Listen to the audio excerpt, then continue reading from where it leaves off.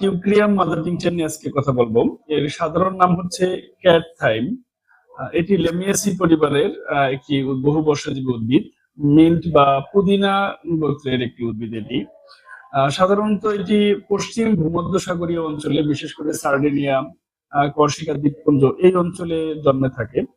ঐতিহাসিকভাবে এই প্লান্ট মেডিসিনটি শ্বাসতন্ত্রের বিভিন্ন সমস্যা, নাসারন্ধ্রের সমস্যা এবং বিশেষ করে অন্ত্রে পরজীবীর সংক্রমণ এর চিকিৎসা ব্যবহৃত হয়ে আসছে।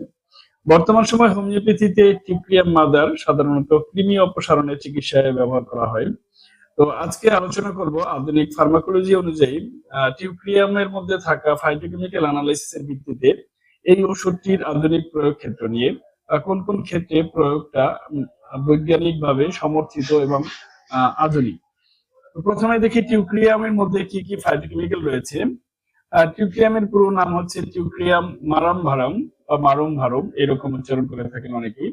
তো টিউক্রিয়াম মারুম এর মধ্যে যে ফাইটোকেমিক্যাল রয়েছে তার মধ্যে প্রধান প্রধান কয়েকটি গ্রুপ হচ্ছে, একটি হচ্ছে সাইক্লোপেন্টানয়েড মনোটারপেন রয়েছে এর মধ্যে, এবং ইরিডয়েড ফাইটোকেমিক্যাল রয়েছে।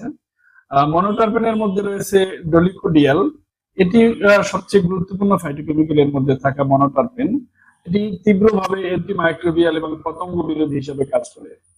তো এটি মূলত এই যে অন্ত্রের যে পরজীবী, বিশেষ করে কৃমি অপসারণে গুরুত্বপূর্ণ ভূমিকা পালন করে থাকে এই ডলিকোডিয়াল, এটি একটি মনোটারপেন।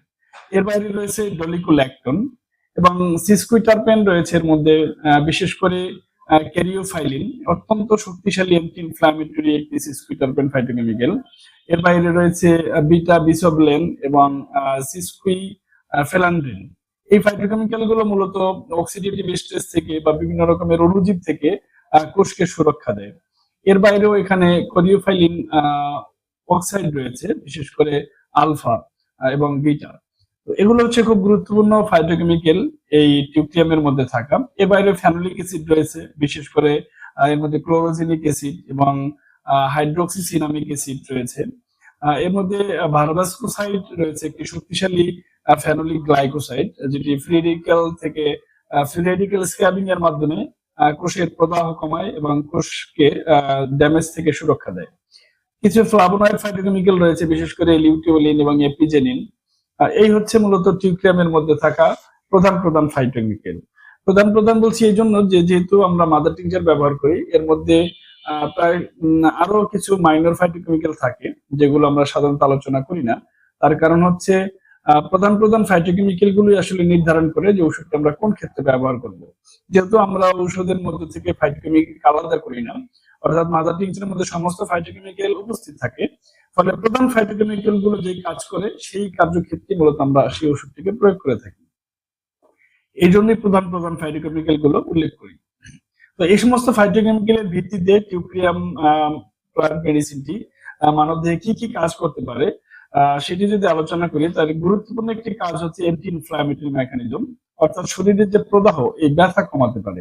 তো বিশেষ করে এর মধ্যে যে বিটা ক্যারিওফাইলিন রয়েছে, এই ক্যারিওফাইলিন কোষে খুব নির্দিষ্টভাবে কাজ করে। একদম এই কোষে বিদ্যমান CB2 রিসেপ্টরের সাথে বাইন্ড করার ফলে এখানে যে প্রদাহ উৎপাদনকারী ফ্যাক্টর, বিশেষ করে নিউক্লিয়ার ফ্যাক্টর কাপা, এই ফ্যাক্টরটাকে মনে করতো নিউক্লিয়াসে প্রবেশে বাধা দেয়, যার জন্য এখানে যে প্রদাহ উৎপাদনকারী সাইটোকাইন, বিশেষ করে টিউমার নেক্রোসিস ফ্যাক্টর, তারপরে ইন্টারলিউকিন 6-1, এই ধরনের প্রদাহ ইনফ্ল্যামেটরি যে সাইটোকাইন, সেই সাইটোকাইন গুলো এনজাইমের এবং বিশেষ করে COX-2 এবং এই লিপোক্সিজিনেস বা লক্স, এই জাতীয় এনজাইম উৎপাদন উল্লেখযোগ্যভাবে কমে যায়।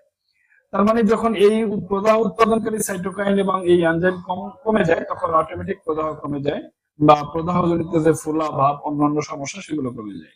এটি একটি গুরুত্বপূর্ণ মেকানিজম, অ্যান্টি ইনফ্ল্যামেটরি মেকানিজম।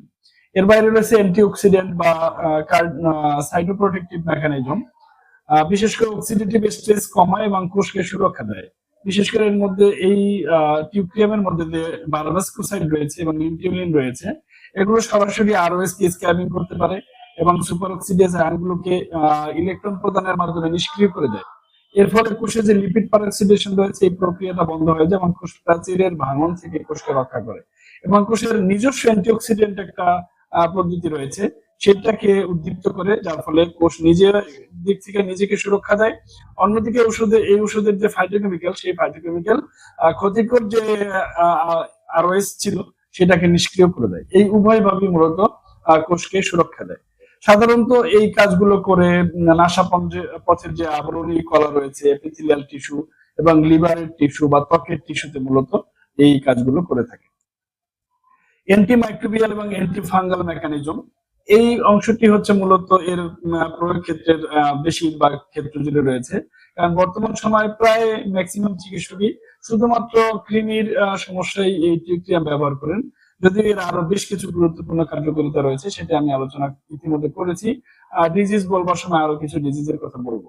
এই অ্যান্টিমাইক্রোবিয়াল প্রপার্টি রয়েছে বিশেষ করে এই টিউক্রিয়ামের মধ্যে যে প্রধান ফাইটোকেমিক্যাল আমি শুরুতেই বলেছিলাম, ডলিকোডিয়াল এবং বিটা বিসোগল লবণ, এই দুইটি ফাইটোকেমিক্যাল অণুজীব বিশেষ করে ব্যাকটেরিয়া এবং ছত্রাকের হাইড্রোফোবিক কোষ প্রাচীর বা সেল মেমব্রেন ভেদ করে ভিতরে প্রবেশ করে এবং অণুজীবের যে কোষ প্রাচীর, এই কোষ প্রাচীরের প্লাজমা মেমব্রেনের তরলতা বা বিন্যাস নষ্ট করে দেয় বা পারমিবিলিটি বৃদ্ধি করে দেয়। ফলে কোষের যে উপাদান সেটি বাইরে বের হয়ে যায় এবং মাইটোকন্ড্রিয়াল বা এনজাইম নিষ্ক্রিয় হয়ে পড়ে অণুজীবের মৃত্যু ঘটে।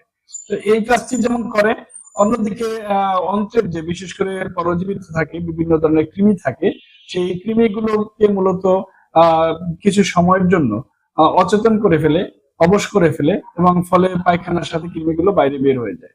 এই হচ্ছে অ্যান্টিমাইক্রোবিয়াল এবং অ্যান্টিফাঙ্গাল মেকানিজম এবং পরজীবীর ক্ষেত্রে এর কার্যকারিতা। এই পুরো ব্যাপারটিকে যদি আমরা সামারি করি, তাহলে যে সকল রোগের চিকিৎসায় টিউক্রিয়াম মারণভারম অত্যন্ত কার্যকরী।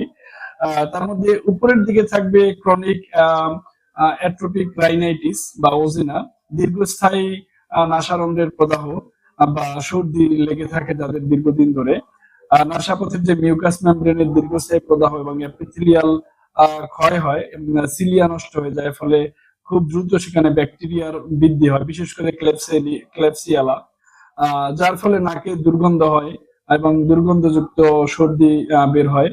এই অবস্থার ক্ষেত্রে মূলত এখানে যে টিউক্রিয়াম গুরুত্বপূর্ণ কাজ করে। এর মধ্যে যে ডলিকোডিয়াল রয়েছে এবং কিছু এসেনশিয়াল অয়েল রয়েছে, এই উপাদানগুলো নাসাপথের প্যাথোজেনিক বা ব্যাকটেরিয়ার বিরুদ্ধে কাজ করে, ব্যাকটেরিয়াল লোড কমায়। একই সাথে এই প্লান্টের মধ্যে যে বারবাস্কোসাইড রয়েছে, এটি মিউকোসাল কোষে রক্ত সঞ্চালন বৃদ্ধি করে, কোষের পুনরুৎপাদন বা করে এবং প্রলিফারেশন বৃদ্ধি করে, ফলে অ্যাট্রোফি বা ক্ষয় দূর হয় এবং নতুন করে এখানে ক্রাস্ট গঠন কমায়।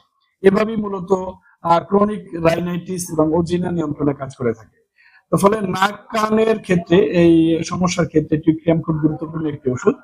এর বাইরে ন্যাজাল পলিপ, নাকের পলিপ হিসাবে অনেকেই টিউক্রিয়ামের ব্যবহার সম্পর্কে জানেন না, কিন্তু এই পলিপাস বিশেষ করে সাইনাস এবং নাসাপন্ডের যে দীর্ঘস্থায়ী ইনফ্লামেশনের কারণে এখানে রক্তনালীগুলোর যে তরল সেটি কোষে জমা হয় এবং হাইপারপ্লাসিয়া হয় এবং তরল গুলো ঝুলে থাকে, যেগুলো মূলত পলিপ।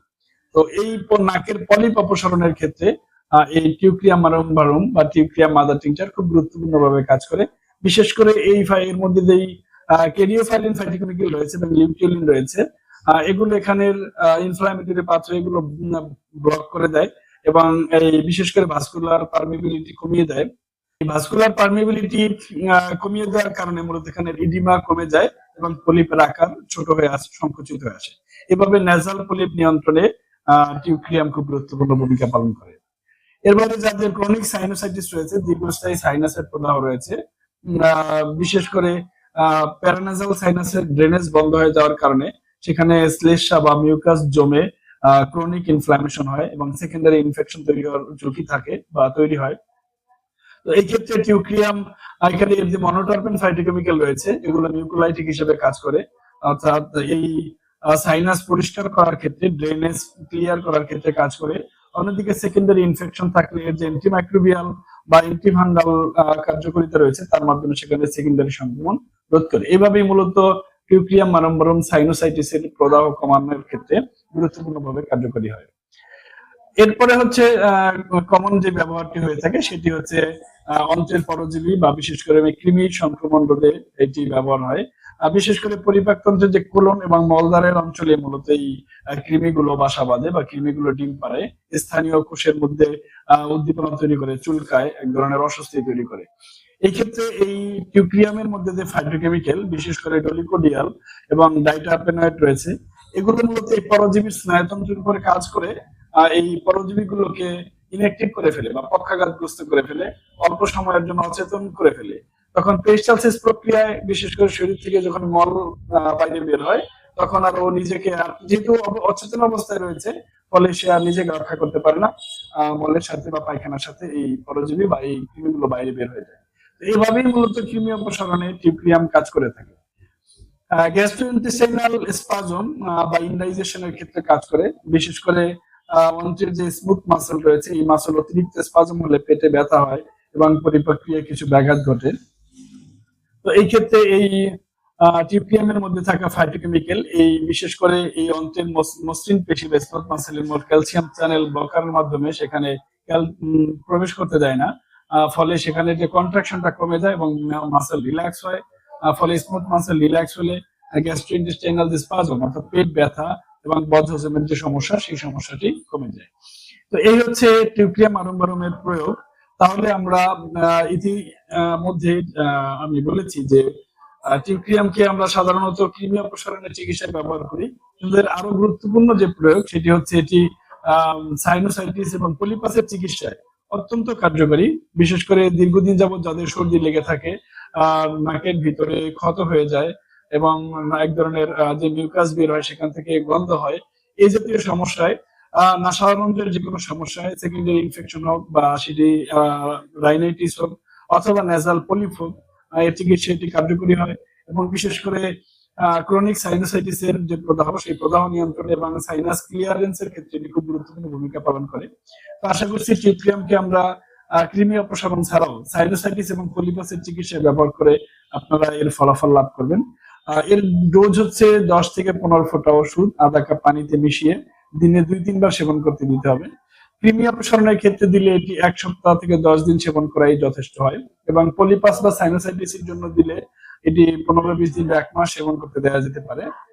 টিউক্রিয়ামের মধ্যে যে ফাইটোকেমিক্যাল রয়েছে, সেই ফাইটোকেমিক্যালের কিছুটা হেপাটোটক্সিসিটি রয়েছে, যদিও তার পরিমাণে খুবই কম। আমরা নিরাপদ ডোজ অর্থাৎ 10-15 ফোঁটা ব্যবহার করলে সেই ক্ষতি মেজারেবল না, কিন্তু উচ্চমাত্রায় ব্যবহার করলে এবং দীর্ঘদিন ব্যবহার করলে সেই ক্ষেত্রে হেপাটোটক্সিটি সৃষ্টি হতে পারে। তো এই জন্য যারা টিউক্রিয়ামকে কৃমি অপসারণের জন্য দিয়ে থাকেন, সেক্ষেত্রে একটু উচ্চ ডোজ দিলে সেটি 1 সপ্তাহ 10 দিনের বেশি দিবেন না, এবং ক্রনিক কেসে দিলে, বিশেষ করে সাইনোসাইটিস পলিপাসের চিকিৎসায় দিলে ডোজ কমিয়ে দিবেন সর্বোচ্চ 10 ফোঁটা। সেই ক্ষেত্রে 1 মাস 1.5 মাস পর্যন্ত এটি সেবন করতে দেওয়া যায়। প্রয়োজনে মাঝখানে 1-2 মাস গ্যাপ দিয়ে পরবর্তীতে আবার দেওয়া যাবে। তো এই প্রক্রিয়ায় যদি আমরা টিউক্রিয়াম আরম্বারম প্রয়োগ করি, তাহলে এটি একটি চমৎকার মেডিসিন সাইনোসাইটিস, নেজাল পলিপ এবং বিশেষ করে অন্ত্রের পরজীবী অপসারণের ক্ষেত্রে খুবই গুরুত্বপূর্ণ একটি প্ল্যান্ট মেডিসিন। আশা করছি যারা আলোচনা শুনছেন, টিউক্রিয়ামকে আপনারা যথাযথ প্রয়োগ করে সুফল লাভ করবেন। পরবর্তীতে আরেকটি গুরুত্বপূর্ণ প্ল্যান্ট মেডিসিন আলোচনা করবো। সে পর্যন্ত ভালো থাকবেন, সকলের সুস্বাস্থ্য কামনা করে টিউক্রিয়াম আরম্বারম এই মাদার টিংচারের আলোচনা এখানে শেষ করছি।